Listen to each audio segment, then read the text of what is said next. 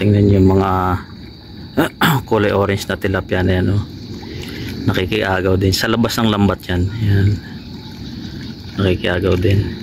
Lahat ng lumulusot na pagkain na yan, oh, katulad yan, lahat ng lumulusot na pagkain kinakain nila. Oh, lalaki din, oh. Oh, diba? Oh, yan. Dito meron din, oh, yan, oh. Oh, mga tilapia lang din yan. So sagana sila na pagkain pagka lumabas yung mga feeds. Yan, busin na lang natin to.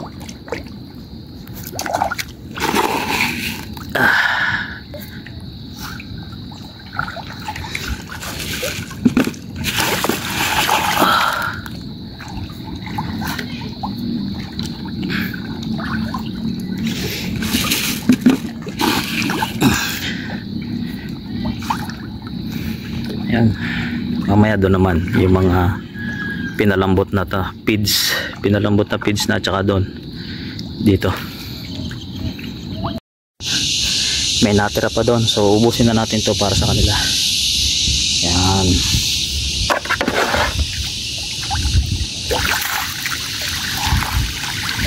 malalakas na talaga sila kumain. Oh,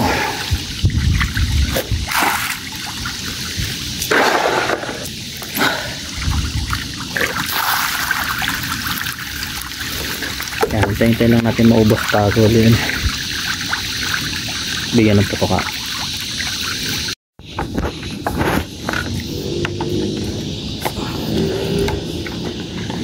Yan na. Oh,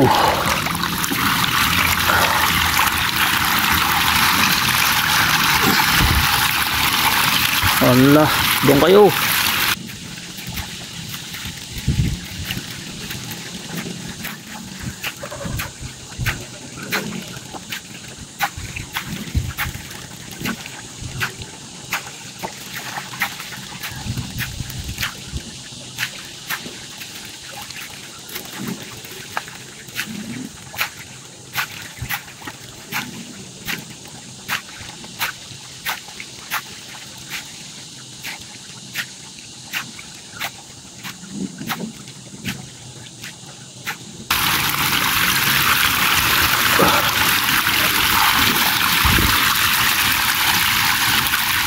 Doon.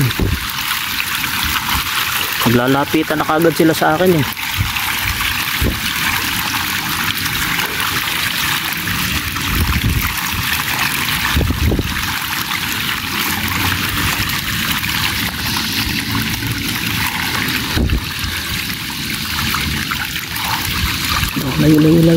Layo.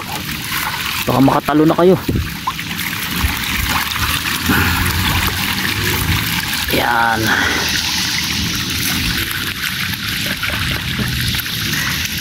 Ilalayo natin sila doon kasi baka makatalon. So ayan, kararating lang natin. So 8:30 exactly. So meron pa tayong time dito sa bahay, makagawa-gawa ng konti. Ayan,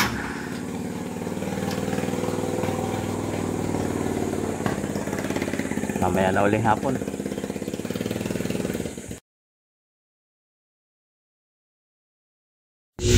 Yan, tingnan natin doon sa side ni Bisanggari kung ano nang lagay ng mga isda.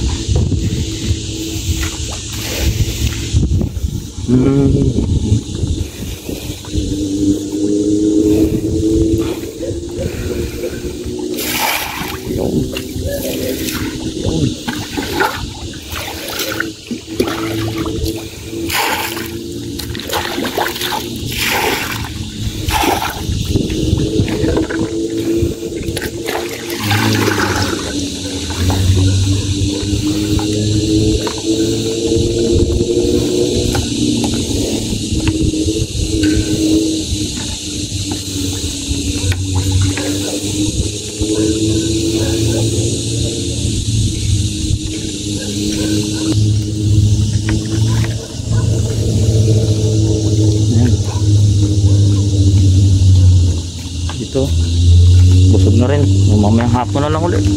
Yan. So ganyan lang yung aming everyday routine. Maga tsaka sa hapon. After on, wala na. So yan natin itong mga ano. Yan, madami-dami to. Halos kalahating timba. Yan.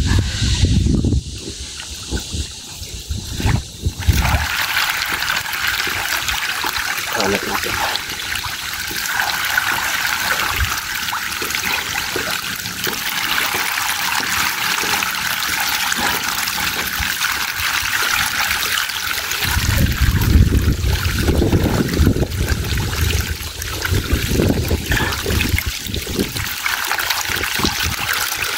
Malalaki na sila. Ang bilis nilang lumaki. Maganda. At awa naman ng Diyos, wala namang namamatay. Simula nung binili namin to, simula nung inihulog namin. Ayan.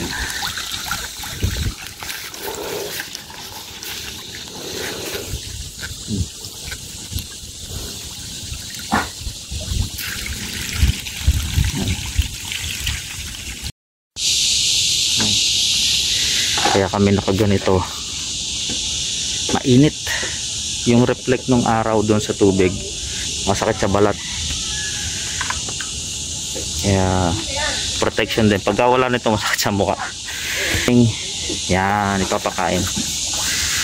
So binabad muna namin sa tubig. Yan.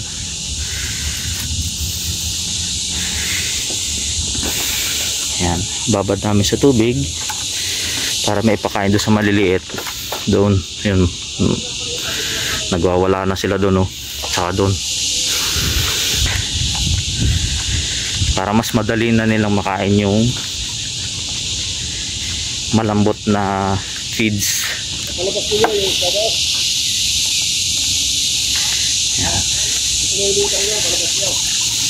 Isa pa, pagka nakababad na yung feeds, so hindi nahihilab sa tiyan nila. So mas malaki yung chance nilang mabuhay, kasi pagka tuyo at humilab sa tiyan nila, pwedeng pumutok yung kanilang tiyan. So hintay-hintay lang. Gutom na sila. Malapit ng pilian yan.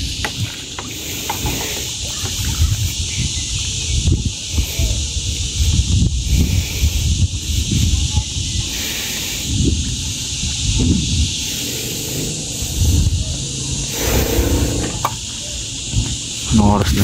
7:30. Ayan, siguro 30 minutes na lang kami doon. Pag napakain namin to, uwi na kami, tutulog na uli. Ayan, tapos mamaya na uling hapon ng balik namin, papatok ulit. Same thing, same process everyday. Ayan.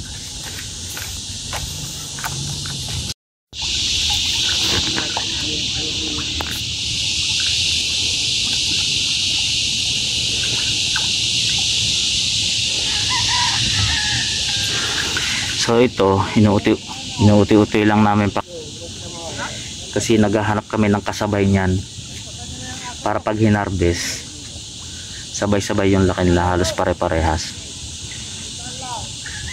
Yan, kakunti lang to, yung mga 800 piraso lang to. So ang target natin at least mga 2,000 pieces. Ano maganda-ganda maka 500 kilo at least dito sa isang to, kasi nakuha lang namin to binili na namin to dito, yung may-ari ng cage na to. So kumbaga, kaysa bumili pa kami sa iba, dito na lang, hindi na namin tinanggal yung isda, binilang na lang. Ayan. Tuloy lang natin ang pakain natin.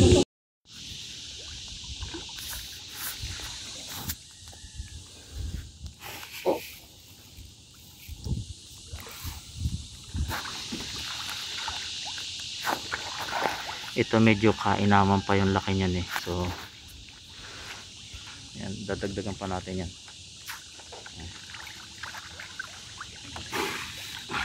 Konting kungoting pa. Ayan.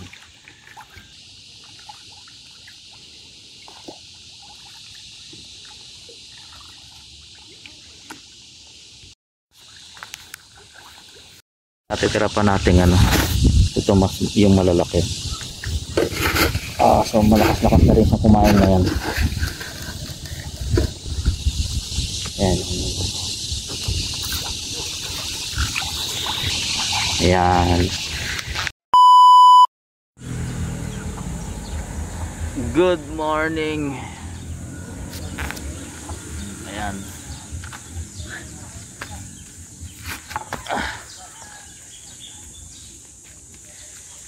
Sasagwan ulit tayo. Ayan. So makatapos na kami ng aming harvest na tilapia at naging okay naman ang kumita naman kahit konti, dahil konti lang din man yung isda namin harvest. So ngayon relax lang, puro patuka na lang kami ngayon. Matagal-tagal pa uli yan makaka-harvest, siguro mga bare months na, dahil dadagdagan pa namin yan. Bibili uli ako ng isda na palakihin. So paikutin ko lang yung perang kinita dun sa unang harvest para sa mas madaming isda na mabibili namin. Siguro kahit mga 20,000 pang isda, okay na yan. Mapupuno na namin yung aming cage. So mas maganda-gandang kitaan yan pagka tonelada na yung bentahan. So ngayon nice na. Pahinga muna kami ilang araw din sunod-sunod na ano, kasi kailangan sagana yung pakain doon sa harvestin. Yan. Mabot lang ng ano 380 kilos. So maganda na yun, 380 kilos. Yan. 2 weeks lang namin inalagaan yun kasi nga nakuha na namin yun medyo malaki na. Pero itong mga maliliit medyo matatagal lang pa yan, mga ilang months pa yan. So gagawin lang namin patoka lang ng patoka, normal na patoka lang, hindi pwedeng biglayin kasi baka sumabog yung kanilang tiyan at mamatay naman, sayang. Yan.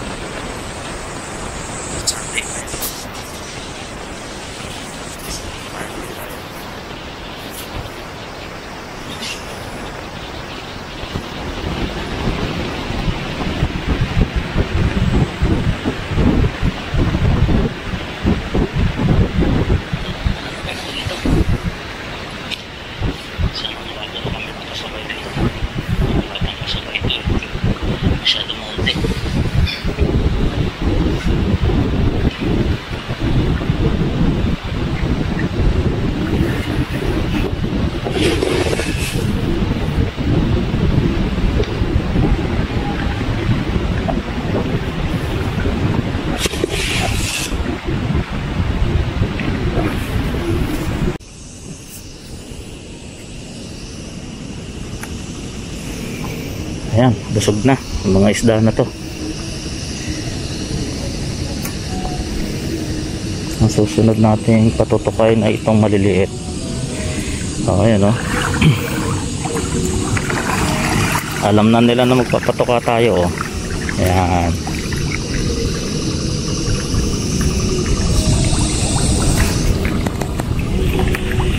Yan ng konti kasi binababad pa yung patuka eh.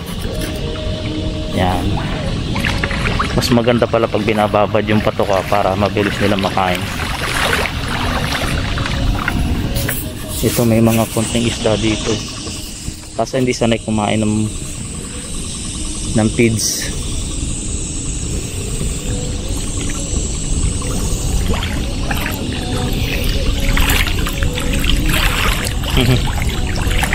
Ayos, ganda. Tingnan natin yung ating feeds.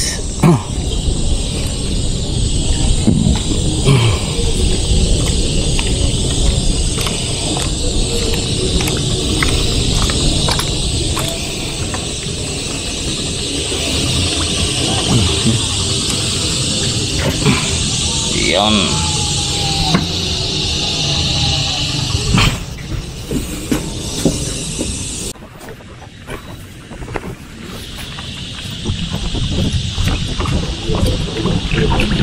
Yan na, paano ulit tayo?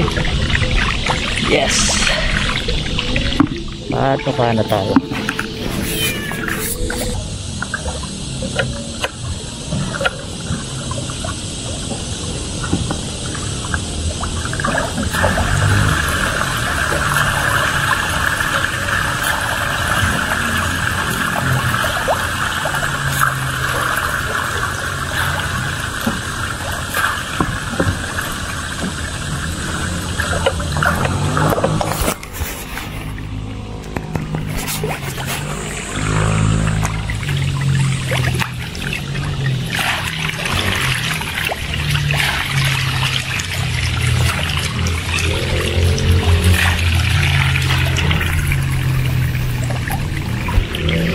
Mabilis na lang maubos eh.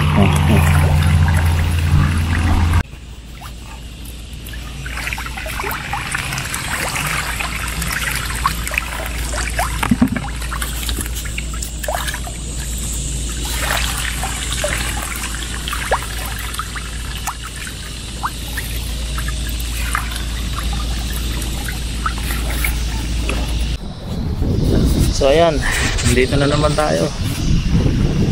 2 o'clock I think. Magti 3 o'clock na. Magti 3 o'clock na ng hapon.